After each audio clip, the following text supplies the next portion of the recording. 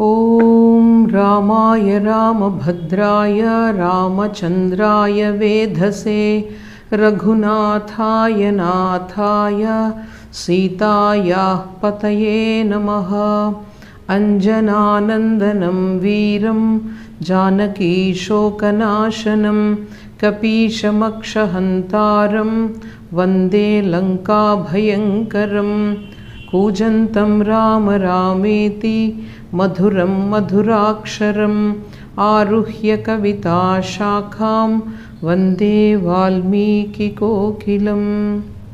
శ్రీమద్ రామాయణ రసవాహినిలో ఈరోజు అయోధ్యాకాండంలో 81వ సర్గ నుండి 90వ సర్గ వరకు చూద్దాము. భరత శత్రుఘ్నులిద్దరూ వాళ్లకు ఈ అరణ్యాలకు వెళ్ళడానికి మార్గాన్ని వేయమని చెప్పి వారి వారి భవనాలకు చేరుకున్నారు.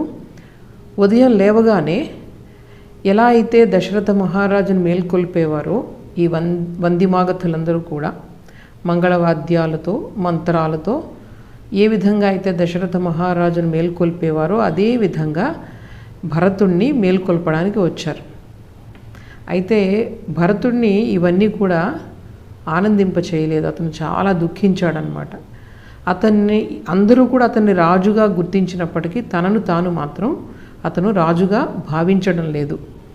వాళ్ళు ఈ విధంగా స్తుతిస్తూ ఉంటే వాళ్ళందరినీ కూడా వెళ్ళిపోమని చెప్పాడు. వెళ్ళిపోమని శత్రుఘ్నునితో అంటాడనమాట. నా తల్లి కైకేయి ఎట్లాంటి అపకారం చేసిందో, ఈ మొత్తం మన అయోధ్య అంతా కూడా దశరథ మహారాజు లేకపోవడం వల్ల అనాథగా మారిపోయింది, ఏ ఆధారం లేకుండా అయిపోయింది.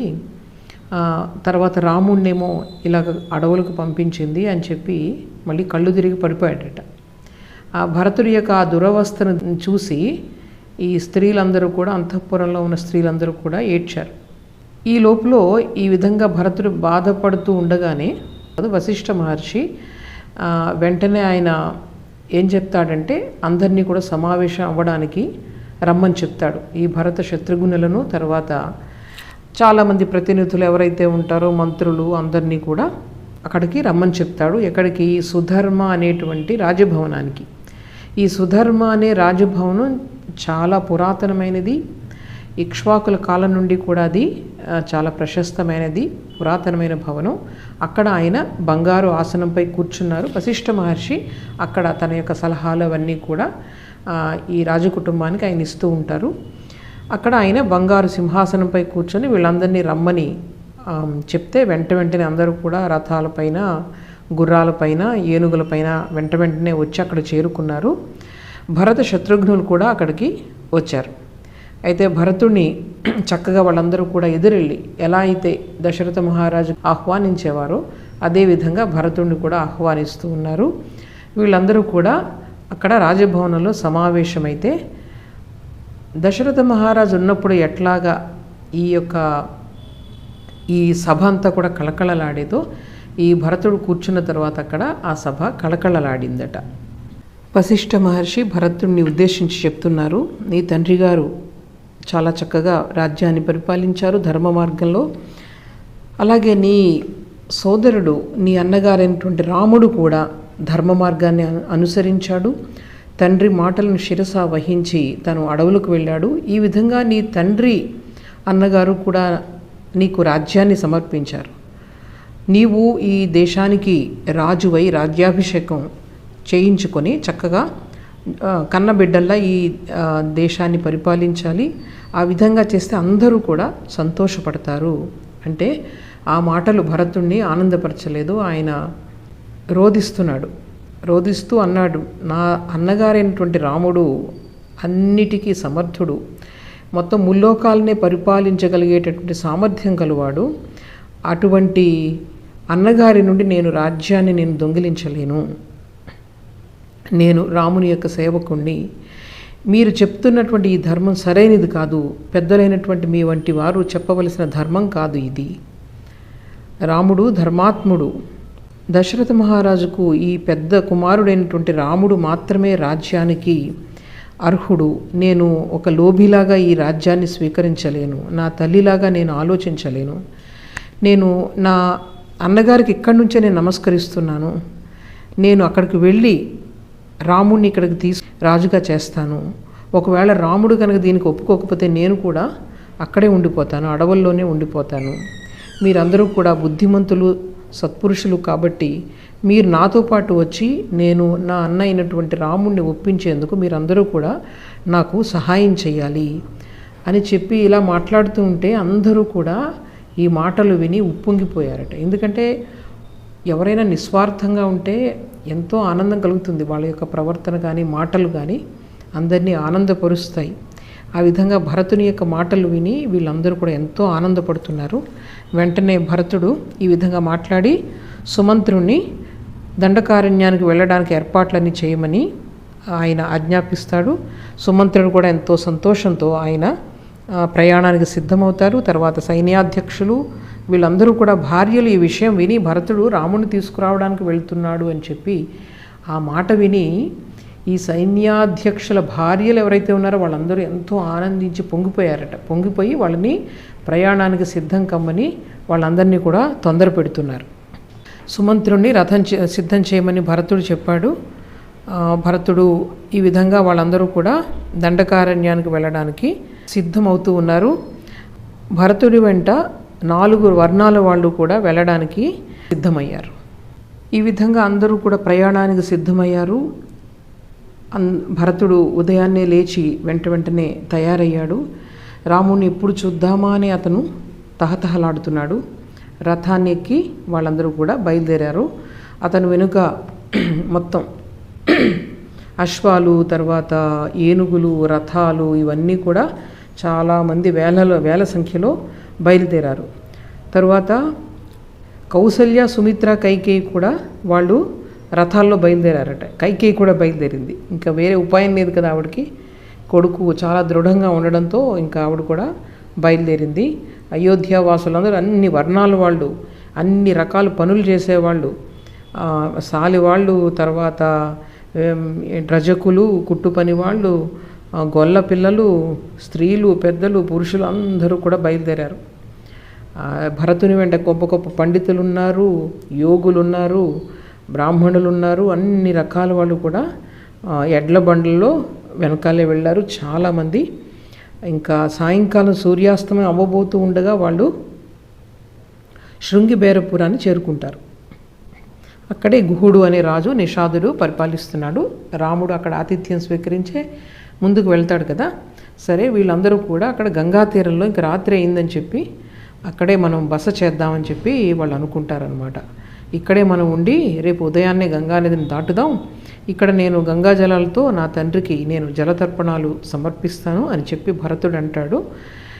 అందరూ కూడా అక్కడ మొత్తం వచ్చిన సైన్యం అంతా కూడా గంగానదీ తీరంలో అక్కడే వాళ్ళు విశ్రమిస్తారు. కానీ భరతుడికి మాత్రం నిద్ర పట్టలేదు.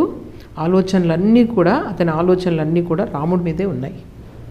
గంగానదీ తీరంలో ఇంతమంది వేల మంది సైన్యాలు ఈ విధంగా విడిది చేయడం చూసి దూరం నుంచి గుహుడు వాళ్ళందరూ కూడా ఏవో శత్రు సైన్యాలు వస్తున్నాయని అనుకుంటారు.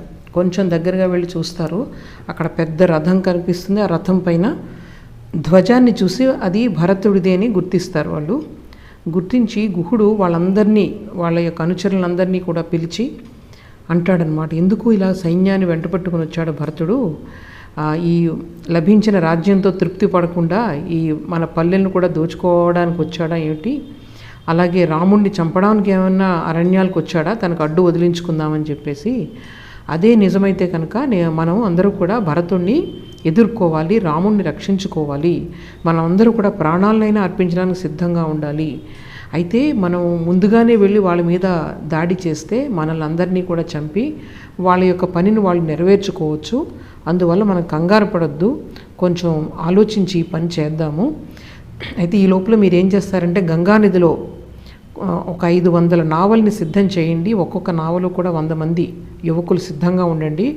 ఒకవేళ రామునికి ఏమన్నా భరతుడు అపకారం చేస్తున్నాడు అని తెలిస్తే కనుక భరతుణ్ణి ఈ గంగానది దాటకుండా మనం ఆపుదాము. ఈ లోపల నేనేం చేస్తానంటే ఈ రాజ్యంలో ఉండేటువంటి వృద్ధులను, పెద్దవాళ్ళను తీసుకొని వెళ్ళి భరతునికి మనం ఆహార పదార్థాలు అవన్నీ తీసుకుని వెళ్ళి నేను మాట్లాడడానికి వెళ్తాను. అప్పుడు భరతుని యొక్క ఉద్దేశం మనకు అర్థమవుతుంది. ఒకవేళ అతని ఉద్దేశం మంచిదే అయితే కనుక మనం అతనికి ఆతిథ్యం ఇద్దాము, లేకపోతే అతను రాముడి పైన దండెత్తితే మాత్రం మనం అందరూ కూడా రాముడిని రక్షించుకోవడానికి మనం అందరం కూడా సిద్ధంగా ఉందాము అని చెప్పి తన వాళ్ళకు చెప్పి ఈయన ఈ భరతుడు ఉండే చోటికి ఆ విడిది ప్రదేశానికి తనతో పాటు కొంతమంది వృద్ధులను పెద్దవాళ్ళను తీసుకుని గుహుడు వెళ్తాడు.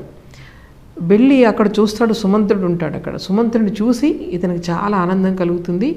చాలా ఆనందం కలిగి ఆ సుమంత్రుడికి చెప్తాడనమాట, ఈ విధంగా భరతుడిని కలుసుకోవడానికి వచ్చామని చెప్పి. అప్పుడు ఆ సుమంత్రుడు చాలా సంతోషించి లోపలికి వెళ్ళి భరతుడితో ఈ విధంగా గుహుడు ఇక్కడ ఆ నిషాద రాజ్యానికి అతను రాజు, నీ అన్నగారికి ఆప్తమిత్రుడు, శ్రేయోభిలాషి కూడా, అతను నిన్ను కలుసుకోవాలని వచ్చాడు అని చెప్తే అప్పుడు భరతుడు ఎంతో ఆనందిస్తాడు.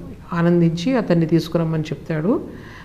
లోపలికి గుహుడు వెళ్ళి భరతుడికి చెప్తాడు, మేమందరూ కూడా పోయేవాళ్ళం, మీకోసం కొన్ని ఆహార పదార్థాలను ఇక్కడ తీసుకొని వచ్చాం, మీ అందరికీ కూడా మాకు భోజనాన్ని పెట్టే భాగ్యం కలిగించండి, ఇది మొత్తం ఈ ప్రాంతం అంతా కూడా మీదే అనుకోండి, మేమందరూ కూడా మీకు సేవకులం, మీరందరూ కూడా ఈ మా ఇంటికి వచ్చిన ఆతిథ్యాన్ని తీసుకోండి, అలాగే మీ సైన్యం అంతా కూడా ఇక్కడ విశ్రమిస్తూ ఉండనివ్వండి, వాళ్ళకి మేము భోజన సదుపాయాలన్నీ కూడా ఏర్పాటు చేస్తాము, తరువాత మీ అందరినీ కూడా గంగానదిని దాటిస్తాము అని చెప్పి వినయంగా గుహుడు భరతుడికి చెప్తాడు.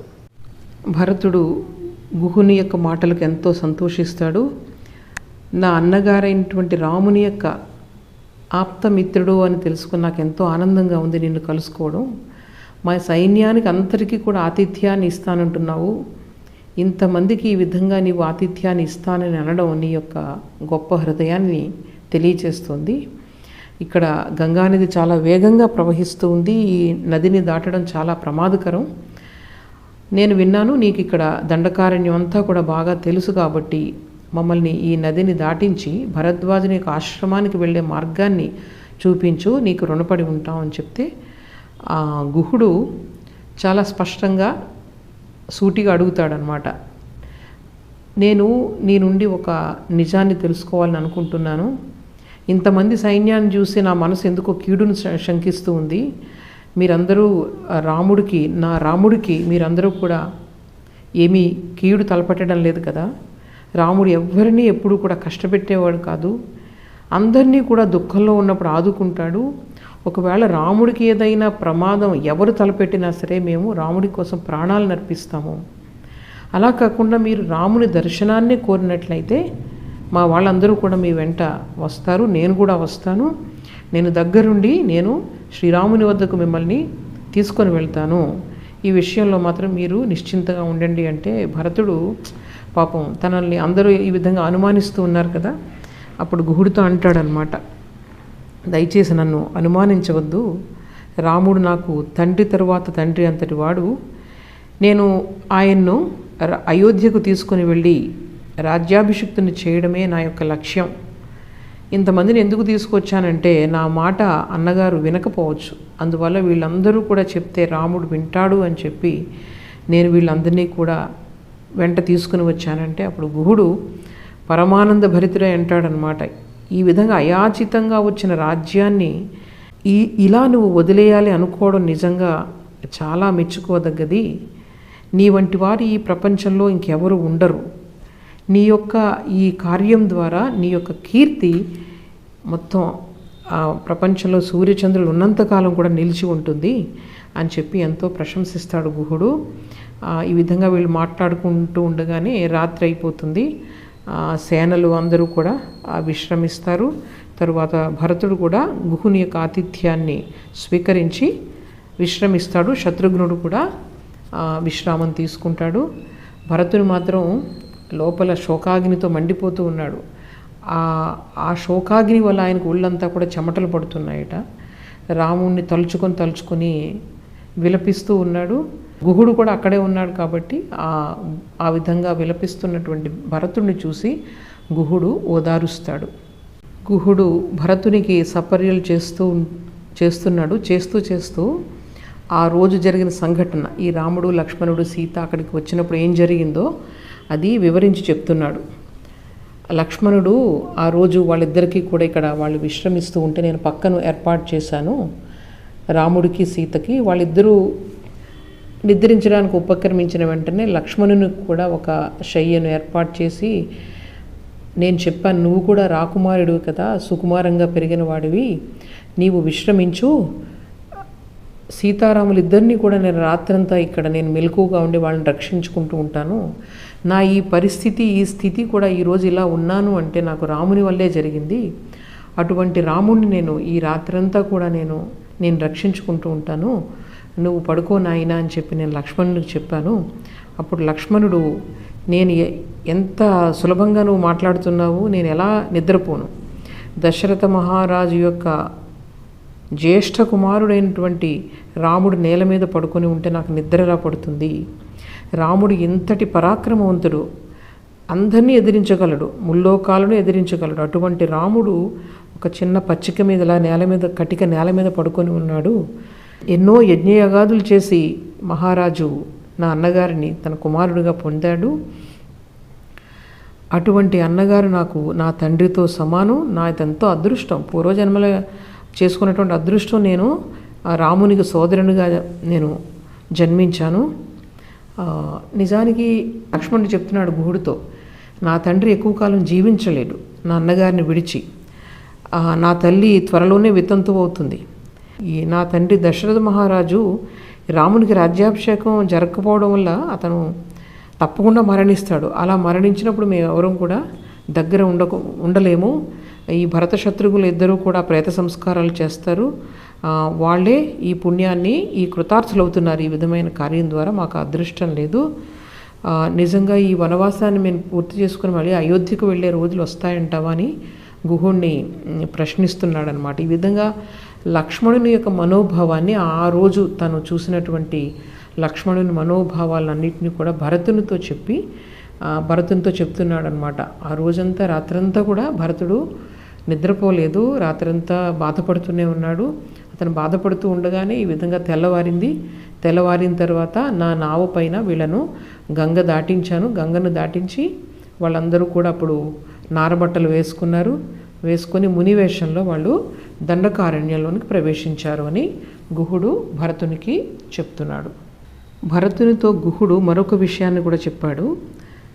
రామలక్ష్మణులు ఈ నార వస్త్రాలు ధరించడం మాత్రమే కాకుండా మర్రిపాలు తెప్పించుకొని తలకు పట్టించుకున్నారు. ఈ విధంగా జడలు కట్టించుకున్న జుట్టుతో వాళ్ళు సీతతో వాళ్ళు అడవుల్లోకి వెళ్ళారు అని చెప్తే, ఆ మాట విని భరతుడిలో ఒక విధమైన భయం పట్టుకుంది. ఇంతవరకు ఆయన ఏమనుకున్నాడంటే, రాముడిని ఎలాగైనా నేను తీసుకెళ్ళగలను, వీళ్ళందరూ కూడా చాలామంది రాజ్యం నుంచి అందరూ వచ్చారు, తల్లులు వచ్చారు, మంత్రులు వచ్చారు, మొత్తం రాజ్యంలో అందరూ వచ్చారు కాబట్టి వీళ్ళందరితో బలవంతంగా రాముని తీసుకుని వెళ్ళవచ్చని అనుకున్నాడు. కానీ ఎప్పుడైతే ఈ జడలు కట్టించుకున్నారని విన్నాడో, నాతో వస్తాడా రాడా అనే ఒక అనుమానం అతనిలో ప్రవేశించగానే లోపల నుంచి ఒక విధమైన బలహీనత వచ్చి, ఈ ముని వేషంలో రాముడు వెళ్ళాడు, చాలా దృఢ నిశ్చయంగా అతను వెళ్ళాడు అని వినగానే ఏమవుతుందో, రాముడు ఒప్పుకుంటాడో లేదో అని చెప్పి ఒక విధమైన దుఃఖంతో మూర్ఛపోతాడు. ఉన్నట్టుండి ఏమీ లేదు, ఉన్నట్టుండి భరతుడు మూర్ఛపోవడం చూసి అందరూ కూడా, ఆ శత్రుఘ్నుడు అయితే భయపడిపోయి బిగ్గరగా ఏడవడం మొదలు పెడతాడు. మిగిలిన వాళ్ళందరూ కూడా ఏడుస్తారు. ఇంతమందిలో కూడా కౌసల్యాదేవికి అందరికన్నా ఎక్కువ దుఃఖం ఉంది. కానీ ఆవిడ మాత్రం చక్కగా చూడండి, భరతుడిని తన ఒడిలో పెట్టుకొని భరతుని యొక్క తలను అసలు ఒళ్ళంతా కూడా నిమురుతూ ఉండి అంటుంది, నాయనా భరత, ఎందుకు ఇలా పడిపోయావు నాయనా, నీకేమైనా పీడకలు వచ్చిందా ఏంటి, తప్పుగా ఎవరైనా కొన్ని అశుభమైన మాటలు నీకు చెప్పారా, నీకు ఒంట్లో బాగుండలేదా, ఎందుకు ఇలాగ నువ్వు ఇలా ప్రాణాల మీదకి తెచ్చుకుంటున్నావు ఇటువంటి ఆలోచనలతో. ఈ సీతారామలక్ష్మణులు అందరూ కూడా అడవులకు వెళ్ళిపోయారు, నిన్ను చూసుకునే కదా మేమందరూ కూడా బ్రతుకుతున్నాం, ఇప్పుడు నువ్వు కూడా ఈ విధంగా అయిపోతే ఇంకా మేము ఎక్కడికి వెళ్ళాలి, నీవే కదా మాకు దిక్కు అని చెప్పి భరతుడితో అంటుందన్నమాట. అప్పుడు కొంతసేపటికి భరతుడికి తెలివి వచ్చి కౌసల్యాదేవిని చూస్తూ అంటాడనమాట, నువ్వు భయపడొద్దమ్మా, నువ్వు భయపడినట్లుగా నాకేమీ జరగలేదు అని చెప్పి గుహుని వైపు తిరుగుతాడు. అక్కడ గుహుడు నుంచొని ఉంటాడు. అతనితో అంటాడు, ఆ రోజు రాత్రి నా అన్నగారు రాముడు ఎక్కడ పడుకున్నాడు, సీతమ్మ తల్లి ఎక్కడ పడుకుంది, ఆ రాత్రి సీతారామలక్ష్మణులు ఏం తిన్నారు, నీతో ఏం మాట్లాడారు, నాకు వాళ్ళు ఎక్కడ పడుకున్నారో ఆ ప్రదేశాన్ని చూపించు, నాకు ఇంకా వాళ్ళ గురించి వివరంగా చెప్పు, నాకు ఇంకా ఇంకా వినాలని నా మనసు తహతహలాడుతుంది అని చెప్తే అప్పుడు గుహుడు చెప్తాడనమాట. ఆ రోజు రాముడు వచ్చాడు, వచ్చిన వెంటనే నేను ఎంతో ఆనందంతో రకరకాలు వంటలు అవన్నీ చేయించి తేనె పాలు ఇవన్నీ పండ్లు ఇవన్నీ తీసుకొని శ్రీరాముడిని దర్శించుకున్నాను. కానీ ఆయన ధర్మాత్ముడు, నేను తీసుకెళ్ళిన పదార్థాలన్నింటినీ కూడా చాలా మర్యాదగా తిరస్కరించి ఏమన్నాడంటే, చూడు నేను ఇప్పుడు పితృవాక్యాన్ని పరిపాలిస్తున్నాను, ఆ నియమాల ప్రకారం నేను ఎవరి నుండి కూడా కానుకలు తీసుకోకూడదు అని చెప్పి వాటన్నిటిని కూడా తిరస్కరించి లక్ష్మణుని పంపించి గంగానది నుంచి గంగాజలాన్ని తెప్పించుకొని గంగాజలాన్ని తెప్పించుకుని ఆ జలాన్ని తాను తాగి సీతమ్మ తల్లికి ఇచ్చాడు. తర్వాత మిగిలిన జలమేమో లక్ష్మణస్వామి తాగాడు. ఇలా ఆ ముగ్గురు కూడా ఆ రోజు గంగాజలం తాగి ధ్యానం చేశారు. తరువాత లక్ష్మణుడు దర్భలు తెస్తే అక్కడ కటిక నేలపైనే పడుకున్నారు. అక్కడ దూరంగా ఒక చెట్టు కనిపిస్తోంది చూడు, ఆ చెట్టు క్రిందనే ఈ దర్భలు పరుచుకొని సీతారాములు పడుకున్నారు. పడుకోగానే లక్ష్మణస్వామి ఏం చేశాడు, ఆయన నిద్రపోలేదు, కవచాలను అవన్నీ ధరించాడు. ధనుస్సును చేత పట్టుకున్న రాత్రంతా కూడా ఆ సీతారాములు చుట్టూ తిరుగుతూ అతను కాపలా కాచాడు. ఆ లక్ష్మణుని వెంట నా అనుచరులు కూడా కొంతమంది విల్లంబులవన్నీ కూడా పట్టుకొని వాళ్ళిద్దరికీ కూడా కాపలా కాస్తూ ఆ రాత్రంతా కూడా గడిపారు అని చెప్పి గుహుడు భరతునితో చెప్తున్నాడు. గుహుడు చెప్తున్నటువంటి ఆనాటి విశేషాలన్నీ కూడా అందరూ కూడా ఎంతో శ్రద్ధగా ఏకాగ్రతతో వింటున్నారు. అందరూ కలిసి ఆ చెట్టు కింద, ఏ చెట్టు కింద అయితే సీతారాములు ఆ రోజు విశ్రమించారో అక్కడికి దగ్గరికి వెళ్ళారు. అక్కడ దర్భశయ్య ఇంకా అలాగే ఉంది. ఆ శయ్యను ఆ తల్లులందరికీ చూపిస్తున్నాడు భరతుడు. చూడండి, ఇక్ష్వాకు వంశంలో జ్యేష్ఠ కుమారుడిగా జన్మించినటువంటి రాముడికి ఎటువంటి అవస్థ కలిగిందో. ఎప్పుడు కూడా పెద్ద పెద్ద రాజప్రసాదాల్లో శ్రేష్టమైనటువంటి పరుపుల మీద పడుకునేవాడు. ఆ పరుపులు ఎలా ఉండేవి, చందనం అగరు ఈ ధూపాలతో చక్కటి సువాసనలు వెదజల్లుతూ ఉండేవి. అలాగే రామచిలుకలు చుట్టూ కూడా ఆయనకి ఆహ్లాదం కలిగిస్తూ మాట్లాడుతూ ఉండేవి. 4 వైపుల నుంచి మధురమైన సంగీతం వినిపిస్తూ ఉండేది. ఉదయమే వచ్చి ఈ వందిమాగధులందరూ కూడా చక్కటి స్తోత్ర పాఠాలతో మేల్కొల్పేవాళ్ళు. ఇప్పుడంతా కూడా తారుమారైపోయింది. అసలు ఇది ఒక స్వప్నం అయిపోతే ఎంత బాగుండును. రాముడు నిజంగా ఈ విధంగా ఇటువంటి కటిక నేలపై పడుకోవాల్సి వచ్చింది అంటే దేవతలకు కూడా ఈ కష్టాలు తప్పవని నాకు అర్థమవుతుంది. ఇటు పక్క మహా సుకుమారైనటువంటి సీతమ్మ తల్లి ఇలా కటిక నేలపై పడుకోవాల్సి వచ్చింది. ఈ పక్కలాగా పరిచినటువంటి దర్భలన్నీ కూడా చెల్లా చెదిరైపోయాయి అంటే అన్నగారికి నిద్ర పట్టక, సరిగా నిద్ర లేక అటు ఇటు దొర్లి ఉంటారు చెప్పి భరతుడు ఊహించుకుంటున్నాడు. అందుకే చిందరవందరగా ఉన్నాయి అక్కడ దర్భలన్నీ అని. అలాగే మరొక చోట దర్భలకి కొంచెం ఒక బంగారుపు తీగలాగా తగులుకొని ఉందట. అది చూసి అనుకుంటున్నాడు, సీతమ్మ తల్లి ఆవిడ పట్టు వస్త్రాలు ధరించి ఉంది, అందులో ఉన్నటువంటి ఒక బంగారపు పోగు వచ్చి ఆ దర్భలకు అది తగులుకొని ఉంది. అలాగే కొంచెం బంగారపు పొడి అక్కడ పడి ఉందట. అంటే వాళ్ళు మొత్తం బంగారంతోనే నేసినటువంటి ఆ వస్త్రాలు ఆవిడ ధరించి ఉంది కాబట్టి ఇవన్నీ కూడా చూస్తూ ఉంటే సీతమ్మ తల్లి అక్కడ నిద్రపోయిందని అర్థమవుతుంది.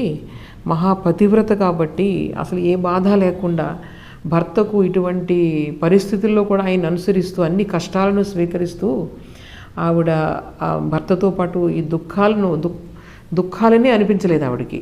ఎందుకంటే ఆవిడ మహాపతివ్రత కాబట్టి అని చెప్పి సీతమ్మ తల్లిని కూడా ఎంతో ప్రశంసిస్తున్నాడు. అసలు ఈ ప్రపంచంలో లక్ష్మణుని వంటి అదృష్టవంతుడు ఉండడు. ఎందుకంటే ఇటువంటి కష్టాల్లో కూడా రాముణ్ణి అంటిపెట్టుకొని చక్కగా చూసుకుంటూ సీతారాములకు సేవ చేస్తున్నాడు. అతని జీవితం ధన్యమైపోయింది. ఇప్పుడు దశరథ మహారాజు నా తండ్రి మరణించిన తరువాత ఈ రామలక్ష్మణులు ఇలా అడవులోకి వచ్చేసారు. దాంతో అయోధ్య నది అసలు ఇంకా చుక్కాని లేని నావలాగా అయిపోయింది. ఈ రాముడు ఈ విధంగా రాజు కావలసిన రాముడు ఈ విధంగా అరణ్యాల్లో ఉన్నప్పటికీ అయోధ్య వైపు చూసే ధైర్యం ఏ శత్రువులకి కూడా లేదు. ఇప్పుడు మేమందరం కూడా వచ్చేసాం. రాజ్యాన్ని వదిలి సేనాధిపతులు వచ్చేసారు, మంత్రులు వచ్చేసారు, ప్రజలు చాలామంది వచ్చేసారు. అయోధ్యలో ఈ చుట్టూ ఈ ప్రాకారాల దగ్గర రక్షించే రక్షక భటులు లేరు, వాళ్ళందరూ కూడా మాతో పాటు వచ్చేసారు.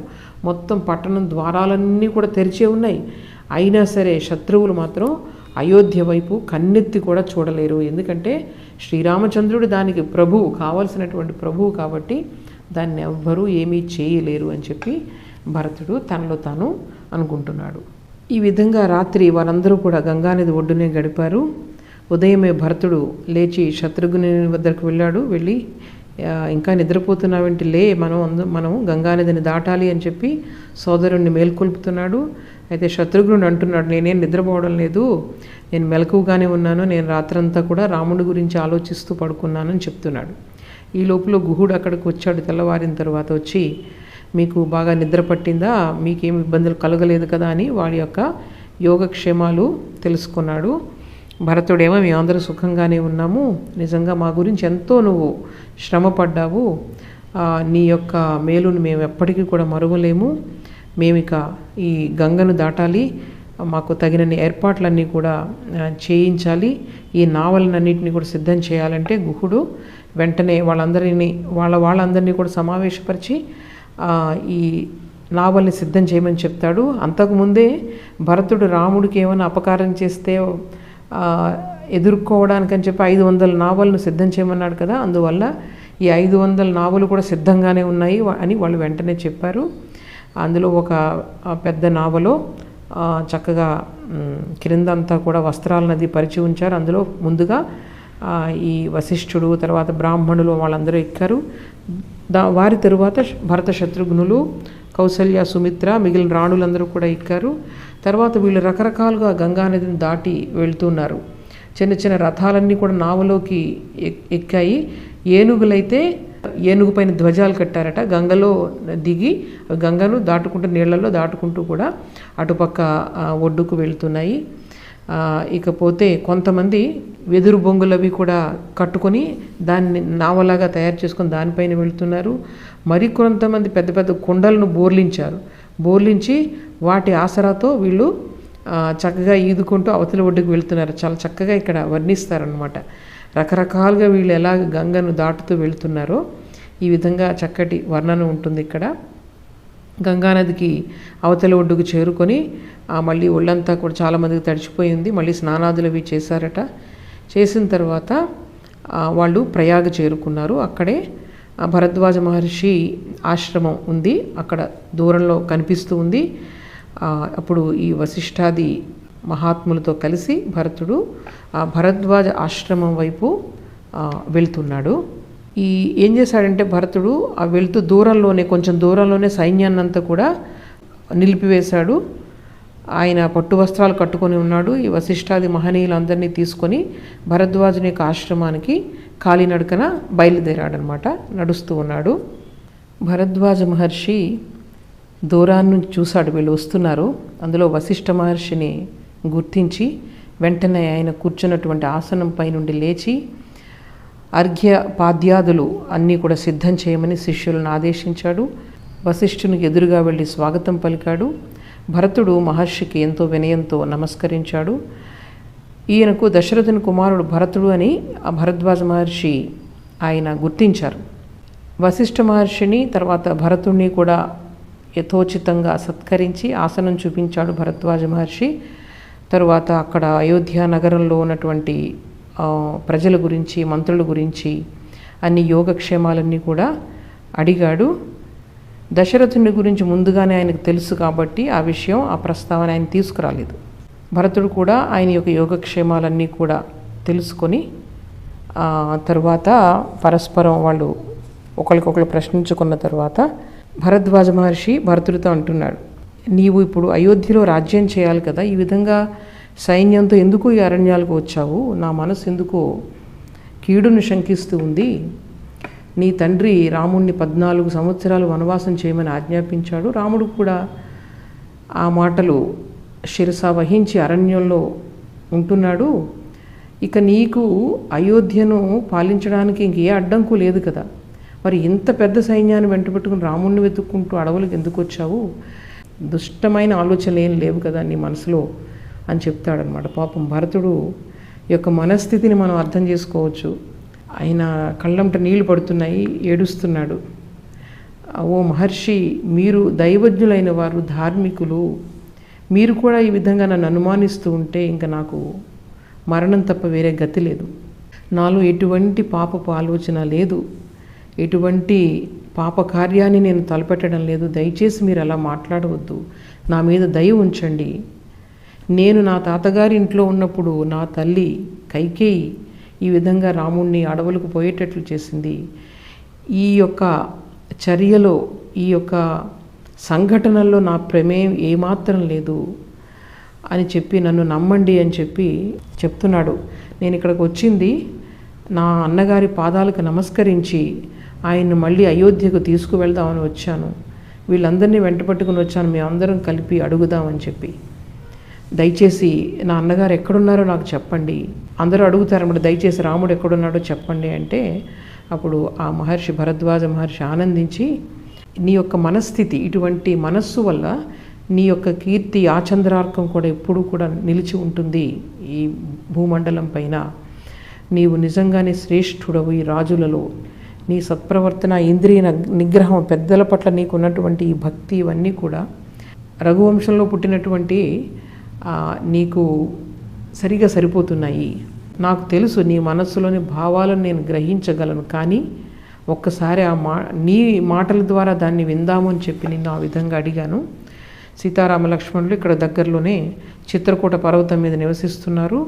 నీవు అక్కడికి రేపు వెళ్ళవచ్చు, ఈరోజు ఇక్కడే ఉండి నా ఆతిథ్యాన్ని స్వీకరించు అని చెప్పి భరద్వాజ మహర్షి భరతునితో అంటారు. అప్పుడు మహర్షి యొక్క మాటలకు, ప్రేమకు ఎంతో సంతోషించి భరతుడు ఆ రోజు అక్కడే ఉండి మరుసటి రోజు చిత్రకూటానికి వెళ్ళడానికి అంగీకరిస్తాడనమాట. దానితో 90వ సర్గ సమాప్తమవుతుంది. వచ్చే వారం 91వ సర్గ నుండి 100వ సర్గ వరకు చూద్దాం. ఈరోజు ఇక్కడితో ముగిద్దాం. ఓం అసతో మా సద్గమయ, తమసో మా జ్యోతిర్గమయ, మృత్యోర్మా అమృతంగమయ. ఓం శాంతి శాంతి శాంతి. హరి ఓం తత్సత్. శ్రీరామకృష్ణార్పణమస్తు.